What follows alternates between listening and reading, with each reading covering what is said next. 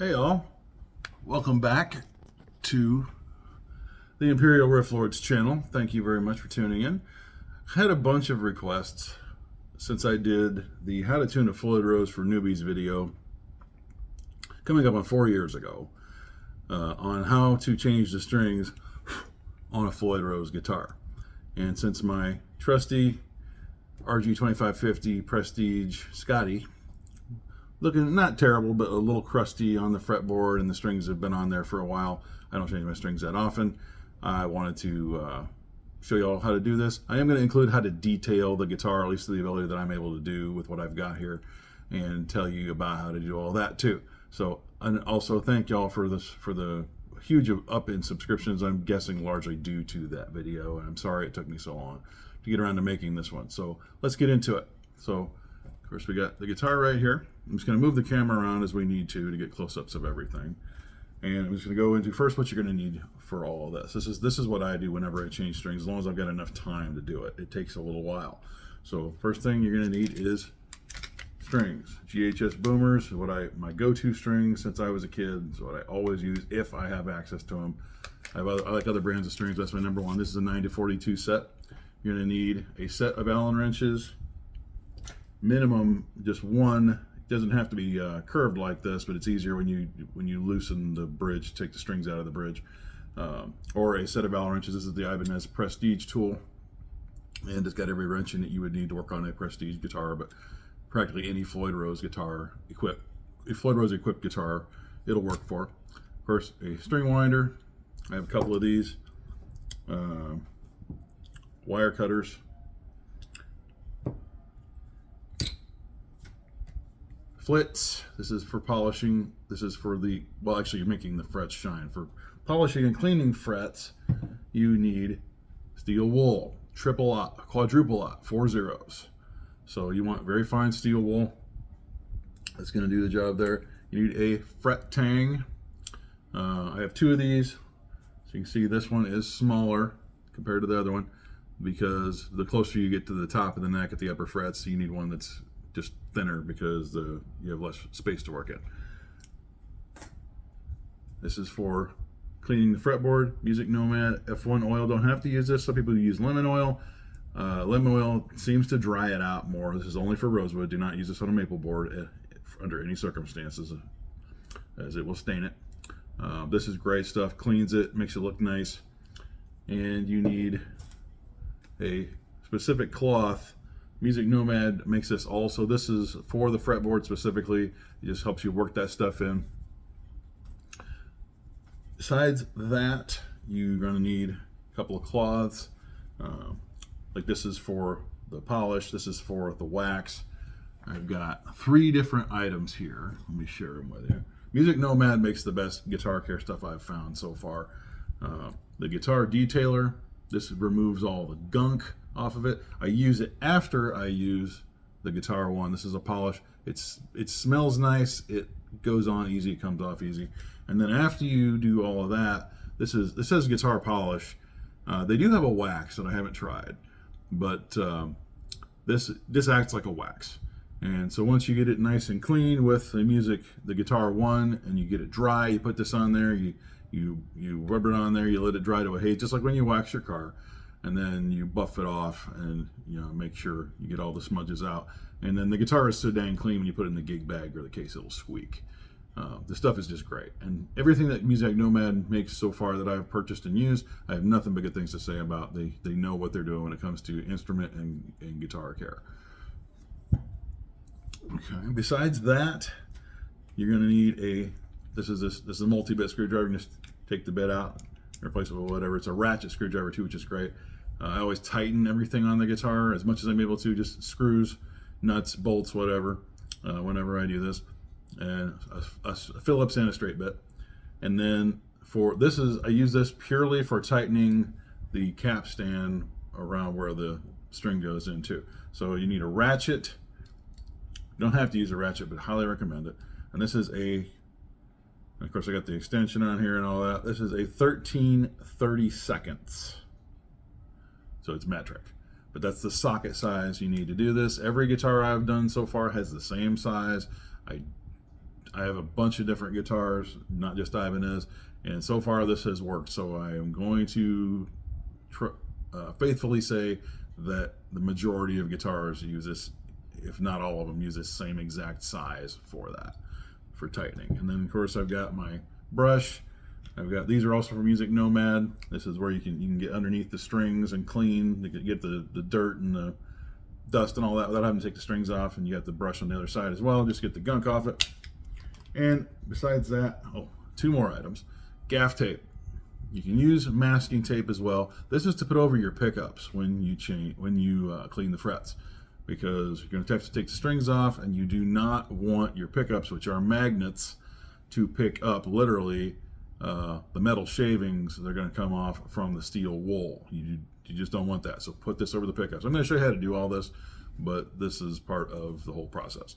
And then you need this or something similar for when you take the strings off of your Floyd, to wedge underneath it if you have a floating bridge, because you can either change them all at once, or you can do them, I mean, not change them all at once. You can remove them all at once, and if that's the case, you need to put this underneath it so it keeps the bridge level, or you can change them one at a time. But since we're doing the whole detail job and everything, we're going to take them all off, so you're going to need this. Some people wedge a sock underneath there, or there's a bunch of other things. They used to have something called the tremolo. It's just a long piece of plastic that fits under there real snugly, but this does the job.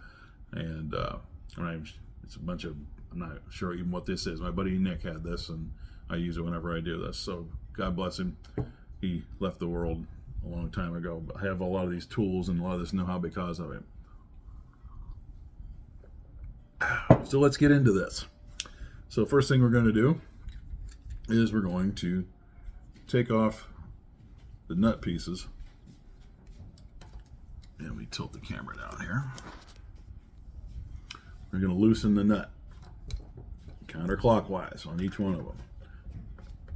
If they do that where you hear a loud that's okay. It means they're good and tight. Not a bad thing.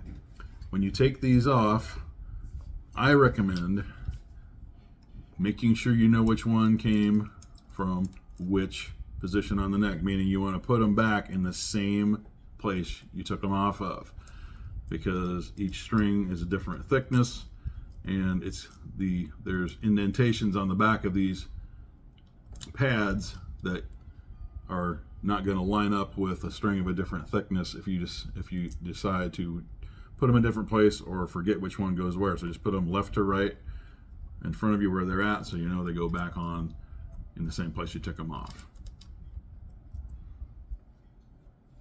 Okay, that's easy. Those are off. Now we're just going to loosen the strings. Let's see. Don't worry about, don't have to do it too much, but just enough, because you do not want to cut these at tension. They will snap. There's 300 foot-pound of torque on every guitar, regardless of how many strings are on it. And that's a whole lot of tension. So you do not want to cut these at tension. They will snap at a high rate of tension and likely hit something, mainly you and some part of your person, that you do not want to be part of. It's going to hurt, so just don't do that. Okay, so they're all loose. Now I'm going to take this, move my cleaning supplies here. We're not going to need those for a minute. And I'm going to put this underneath the bridge.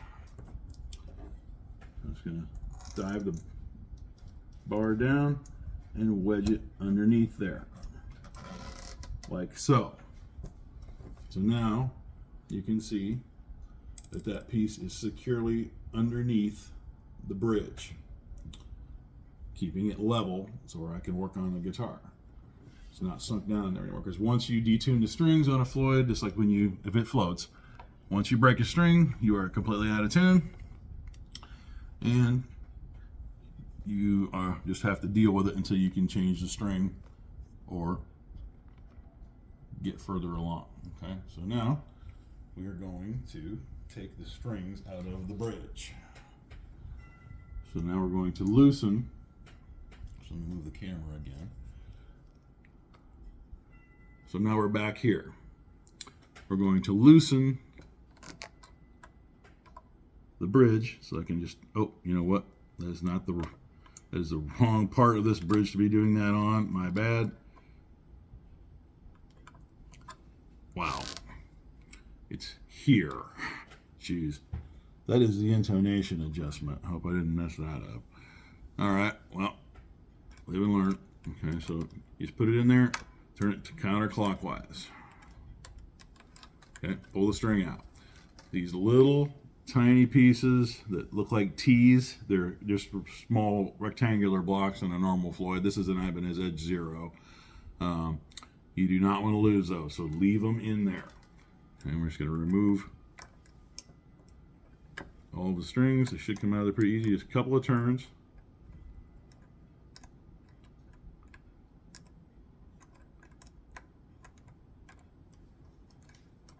And just repeat until you get them all out of there. All right, so now we have all the strings removed from the guitar. What you want to do, once you get that done, at least this is how I do it, and this is purely just the way I do it every time. I want to turn the string to where it's the hole that I put the string through is at a 45-degree angle going this direction away from me, because that's the direction the string goes when I put the new string on there, because I'm going to turn the string away from me, which would be clockwise. Most of these aren't too far off as it is. Okay. And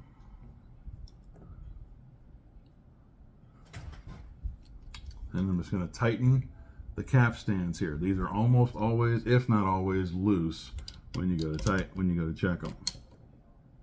You do not want to over tighten these. I always hold underneath here with my hand, because if you tighten this too hard, you could actually crack the wood, and we definitely do not want that to happen. Just get it snug.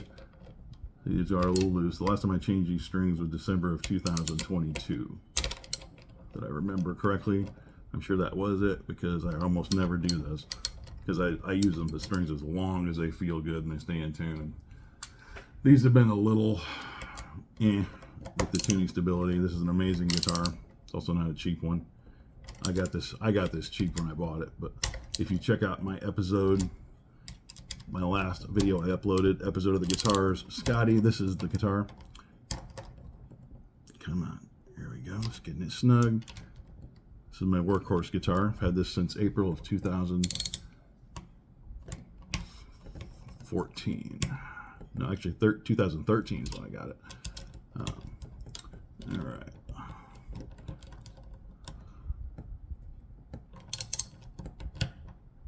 Okay, so those are good and snug, so I won't need this anymore.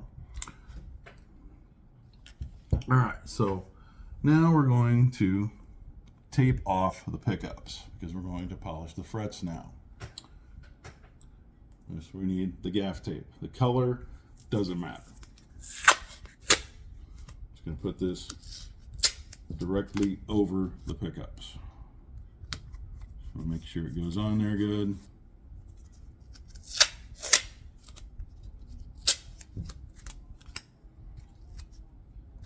Because as I mentioned earlier, we do not want these to pick up literally any of the metal shavings that come from polishing the frets. That will not be good. Okay, so we're good there. All right, and now we're going to just start at the base of the fretboard, and we're going to polish the frets. Very simple. You don't even need this big of a piece of steel wool. It's got a little chunk here. Let me tilt this up just a little bit. Okay, so you take your fret tang, put it over the fret. Obviously it fits right there.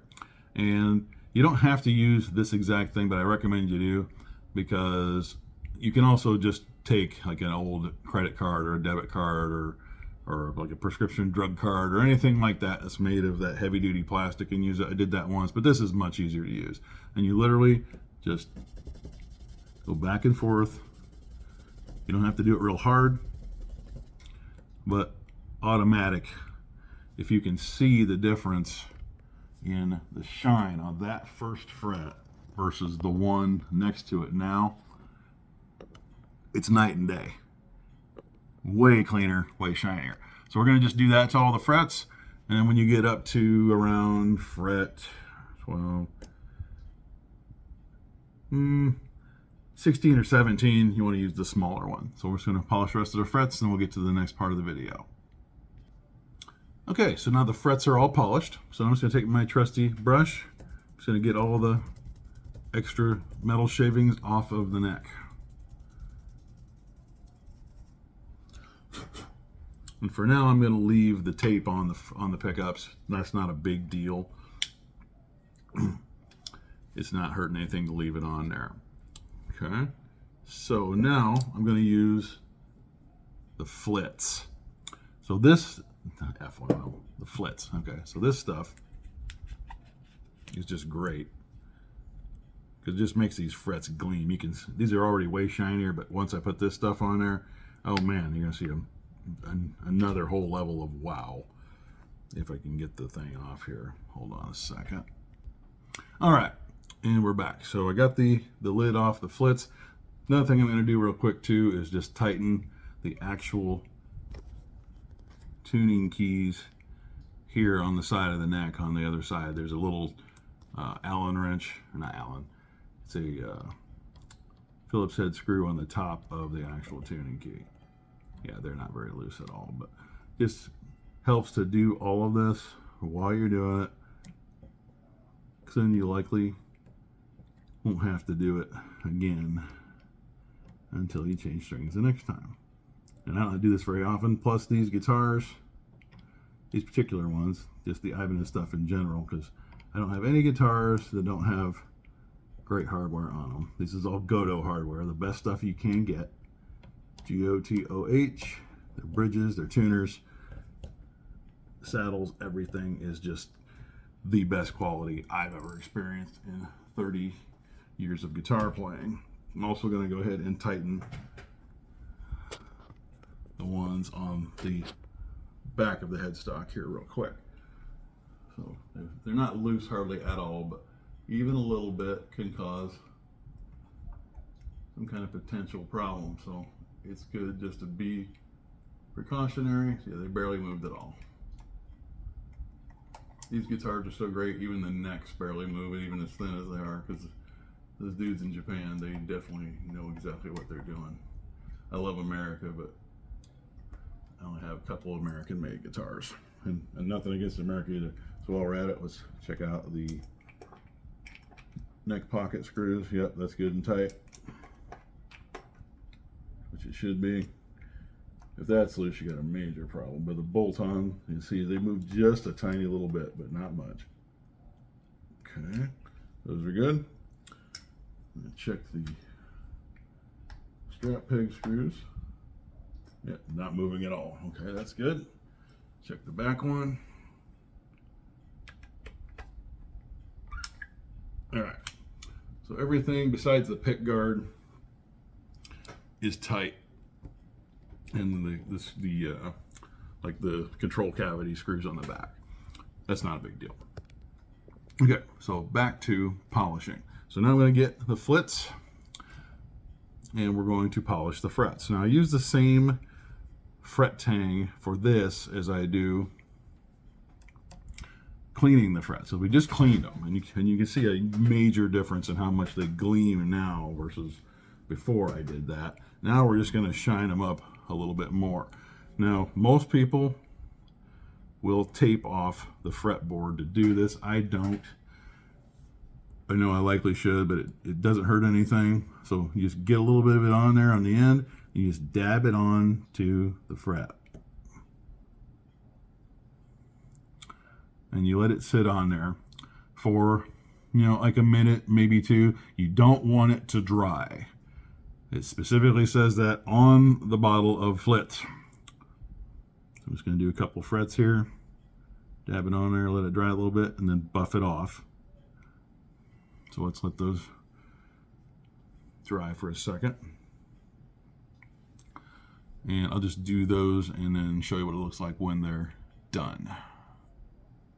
Okay, so been on there for a minute or two. I'm just going to buff off this first fret.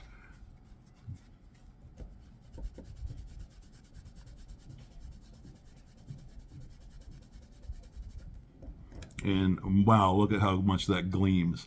So I'm going to go ahead and do the rest of them, but just do that to all of them, and you'll be able to see yourself in them.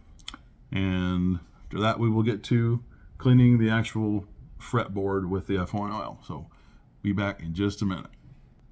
All right, so our entire fretboard is now, well, not the fretboard, but the frets are clean, and you can see the gleam on those suckers. It does not take that much to do any of this.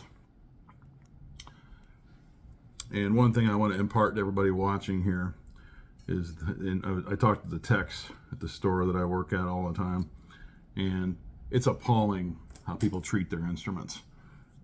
I've seen some of the most disgusting fretboards I've ever seen since I've been working in music stores. Even online, for what some of my tech friends post from what people bring them to work on, it's absolutely appalling. So please, for the love of God, take the time to care for your instrument. It does not have to get that bad. This one is more gunked up than I like him to get, because I have so many guitars, I don't work on them as often as I should, and they're so dialed in that they don't need that much done to them in the first place most of the time.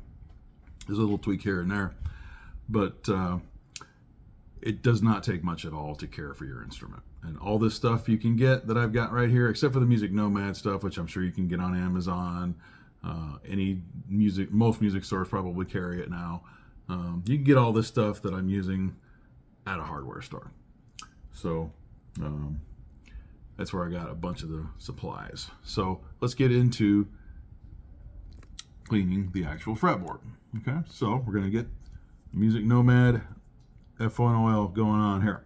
I'll back this camera up just a little bit so you can get a better view.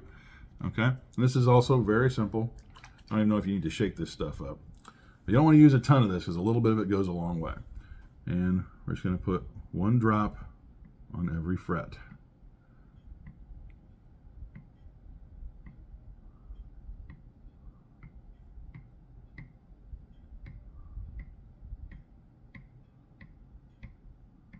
Because this stuff will soak in good. And it makes it look nice and wet also, which is a cool thing, because rosewood, this is what this is. It just looks nice that way. And then we're just going to use this cloth from Music Nomad also. It's a microfiber cloth, but it's specifically for the fretboard. We're just going to rub it in there. And this is going to remove all the crust and all the nast and all the funk from whatever was clinging to it prior to now. This one wasn't bad at all, but it was enough to where I knew it needed done. See, now it looks nice and shiny and wet, and I didn't put too much of it on there. That one looks like it could use a little bit more. So sometimes just use it as your discretion. Not necessarily, it's not going to hurt anything. You just don't want to dump a ton of it on there because it takes forever to dry.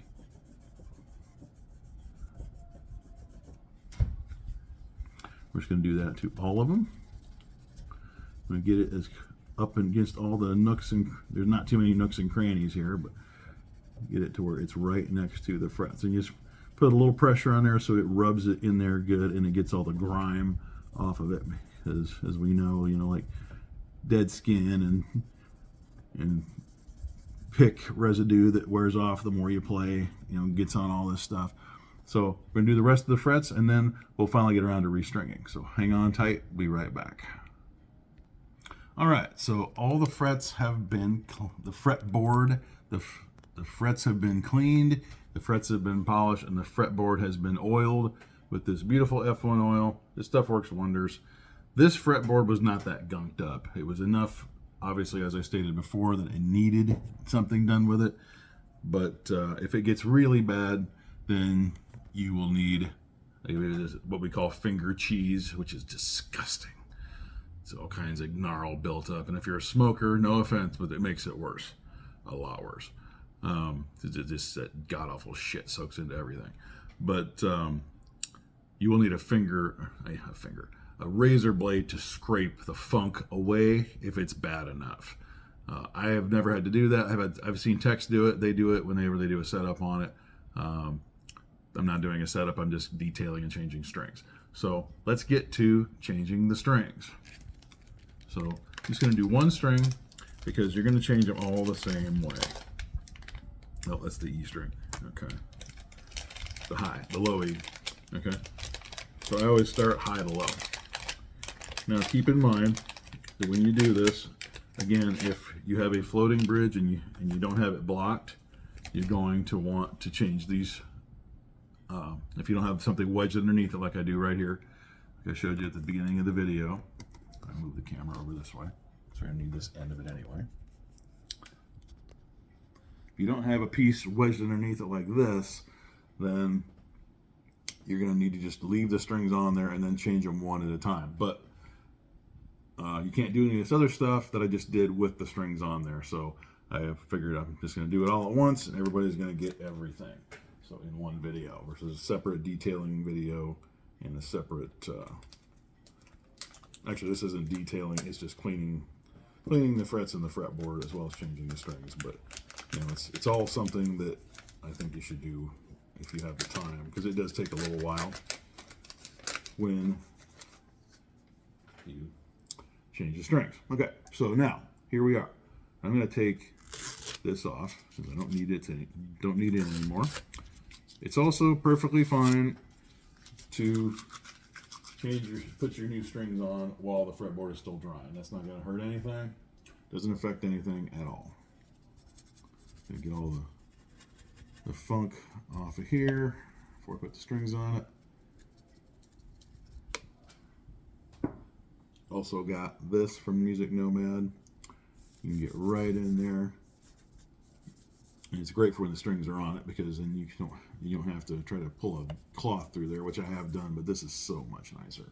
On the headstock as well, for when you have to clean underneath those on that part of it. Okay, so I've got my Peterson strobo clip attached to the headstock now, and we're going to put the high E string on here. So first thing you're going to do is, of course, unravel the string. That's easy because you have to be able to do that. And then with a Floyd, depending on what type of Floyd you have, but almost every type of Floyd Rose bridge. Also, wanted to mention, if you have like a traditional Floyd Rose or an Ibanez original edge, your pieces that you unclamp the strings with will be back here. They jut out the back about so far. These, like an Ibanez Low Pro edge, or one of these type of edge bridges is an Edge 0. They're going to be back on top, right behind the saddles. But you're going to have to cut off the ball end of the string because you have to tuck it down in there. So just get it back here, snip, gone, and then we tuck it down in here. Now, if you have an Ibanez, I believe it's an Edge 3 or something of that nature. There's one of the Ibanez bridges they make where you literally can put the whole ball end down in there. I don't have those. I don't care to mess with any of them because the Ibanez bridges I have I absolutely love. So you want to make sure that the end of the string goes down in there good and snug. You want to feel it hit the bottom of that before you tighten it. And then you just put the Allen wrench in there, tighten it clockwise until it's good and snug. Don't over tighten. You do not want to strip anything. That's good and tight. Okay? And then we just take her here, put the string through the cap stand, put it in the nut, get the right amount of, I forget what the term for this is, but you can't just pull it up to tension and then start tuning it up because you'll run out of room before you get it up to pitch. Okay, wrap the string around the post to avoid slippage and then kink it at the headstock. Oh, hope I turn it around. There we go. Okay, and now I'm just going to crank the string up and keep tension on it the whole time until You get it up to pitch. You also want it as low on the capstan as possible. If you have an electric string winder, this saves you time, but this is not that bad.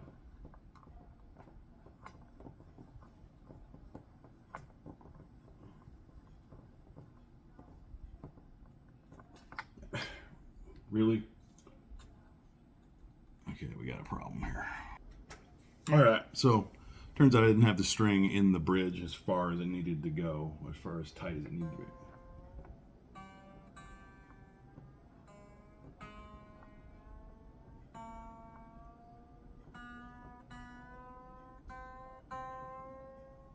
I'm just going to go all the way up to E.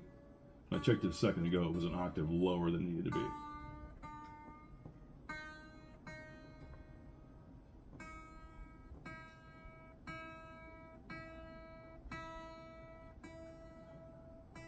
And we're going to tune. Now your strings will buzz a little bit when the nut's not locked down. So there's the nut's not on here.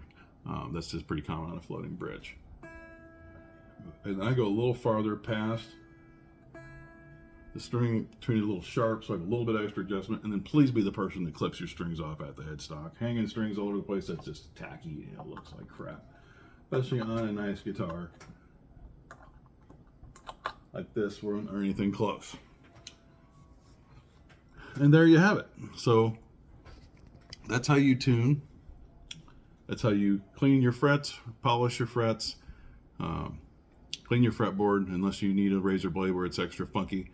And that's how you block off, unclamp the string, clamp the string into the bridge, and tune up on a Floyd. It's not any different than like a regular 6-string Strat style type of guitar, even a Les Paul. The only difference is you got to go the other direction on the other side of the headstock because the strings go this way. So most people are really intimidated. They act like changing strings on a Floyd is some kind of rocket science. It's not. Anybody can do it as long as you have the right tools, you take your time, and your Floyd is properly set up before you start. So thank you so much for tuning in. This was a bit of a long one, but it definitely helped us to do everything all in one shot. So I'm going to string this puppy up the rest of the way, let it dry, and let her rip tomorrow when it's all good to go. So thanks a lot. If you like what you see, please hit the subscribe button below and stay tuned for more. Imperial Overlord signing off. Peace out.